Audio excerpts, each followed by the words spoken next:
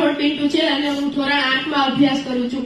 હું ઈલાબેનના વિદાય સમારોહમાં થોડાક શબ્દ કહેવા માંગુ છું, તો તમે જરૂરથી સાંભળજો. હું જયારે ધોરણ 6 માં આવ્યો ત્યારે 7મા વાળા 8મા વાળા એમ કહેતા કે ઈલાબેન બહુ સ્ટ્રીક્ટ છે, મારશે. અને એવું છું કે ઈલાબેન અમારા વર્ગ શિક્ષક જ બન્યા અને ગણિત ને વિજ્ઞાન લેતા.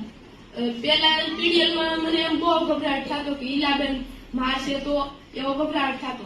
જયારે હું એની પાસે 3-4 મહિના ભણ્યો ને ત્યારે મને અનુભવ છો ટીચર ભણાવે ને એ ખૂબ જ સારું ભણાવે અને પોતાના વ્યક્તો બધું અમને રજૂ કરે.